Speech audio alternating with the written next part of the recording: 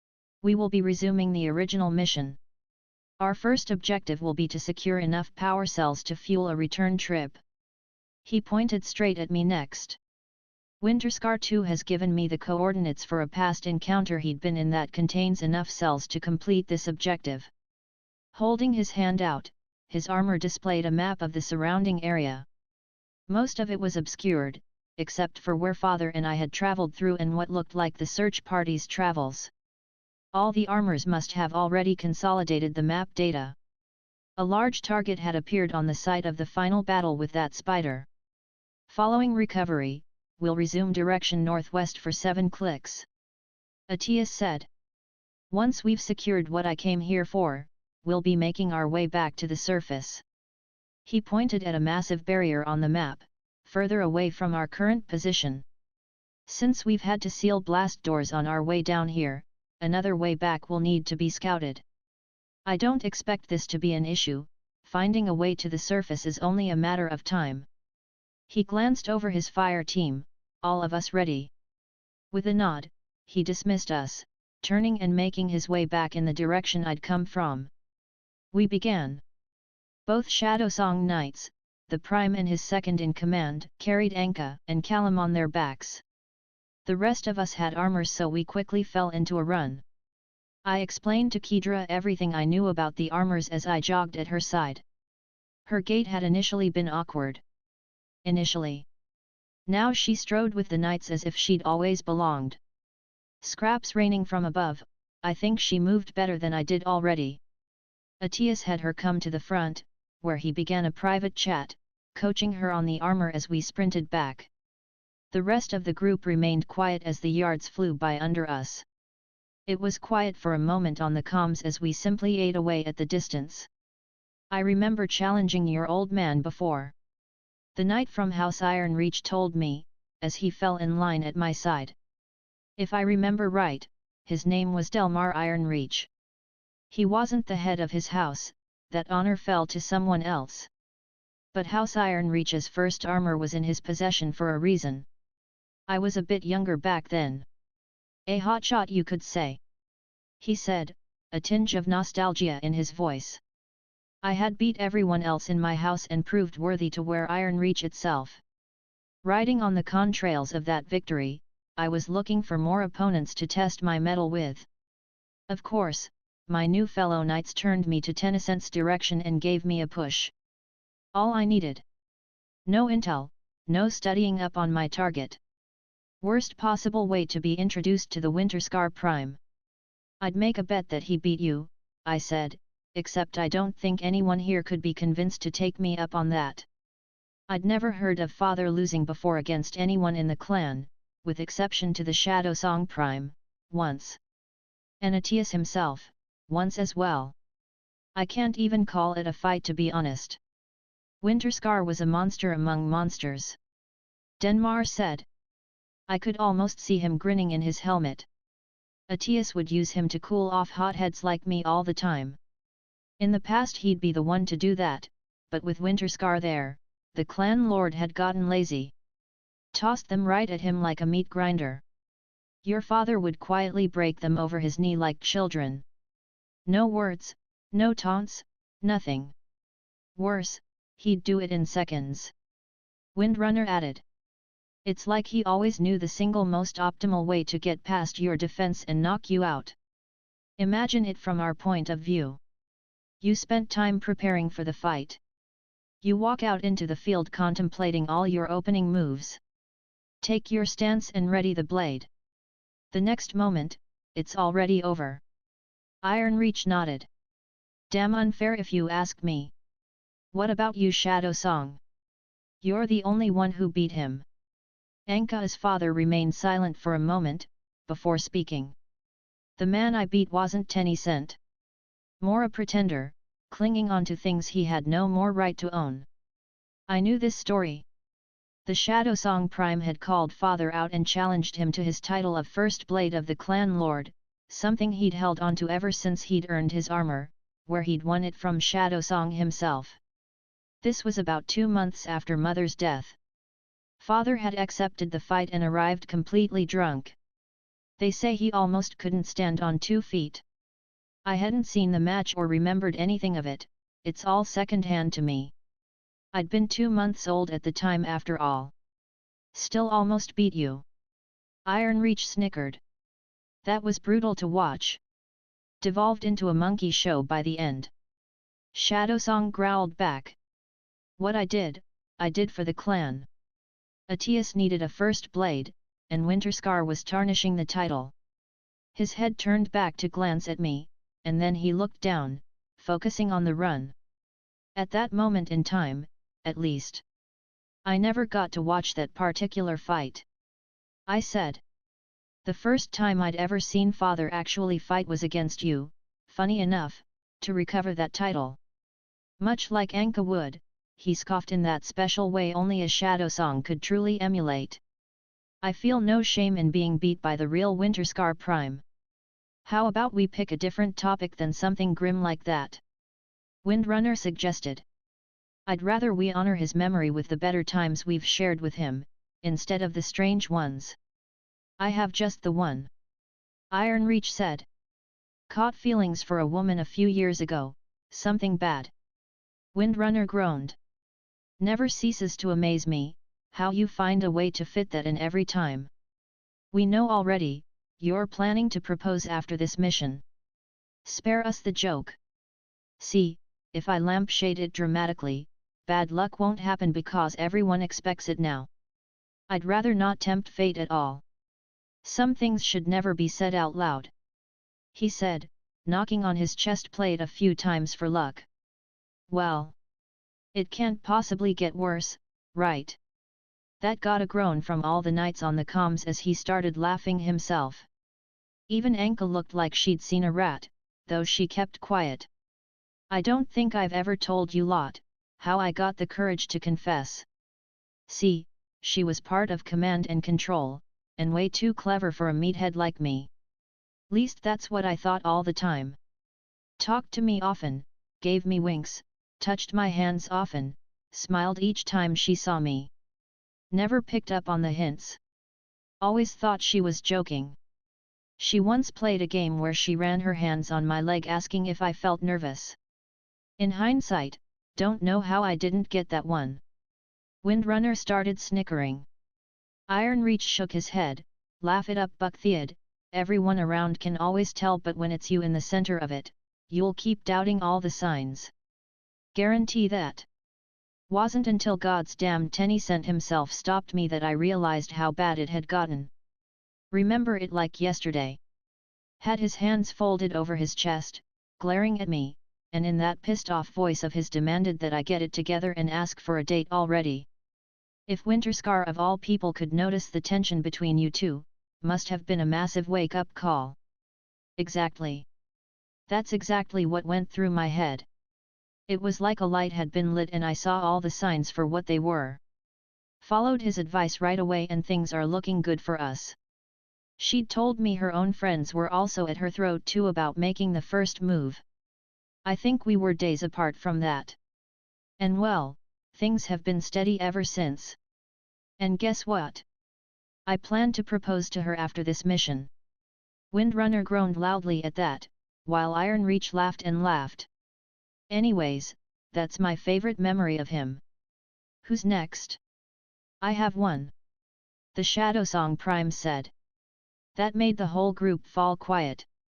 There'd been history between these two, history that seemed to have passed down right to Kedra and Anka. He didn't keep us in suspense for long. It was the time he offered to train my daughter. That got a collective held breath around comms, with exception to Ironreach who immediately blurted, "What? That can't have ended well. And how in the frozen wastes is that a good memory of him?" The Shadowsong Prime shook his head.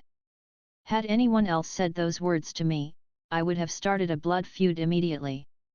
Such words could only be seen and taken as an insult. Especially from a Winterscar of all houses. Instead, I believed his sincerity. We happened to pass by her as she was training in the courtyard against aspirants. He simply saw something that could be amended, and he offered to do so. There was no other motive. I could see it in his eyes. 10 cent was above politics. That made the woman in question tilt her head. You rejected that offer, I take it. I don't recall him teaching me anything. I did turn him down, yes. It was too much for my pride to allow him to teach you, no matter the intentions. Instead, I asked him to teach me. And then I passed down what I learned to you. Hat. I could see Anka taking that with mixed emotions. Struggling to reconcile that parts of her training had come from the Winterscars. Or the idea of her father being a student to her traditional enemies. We've arrived. Atias said over the comms, cutting off the discussion. The battlefield was much as I'd left it. The spider had been partway dissolved, but the rest of the screamers remained as they had been. Windrunner whistled. All this, just the two of you. Just me and him. And at the end, it was just me.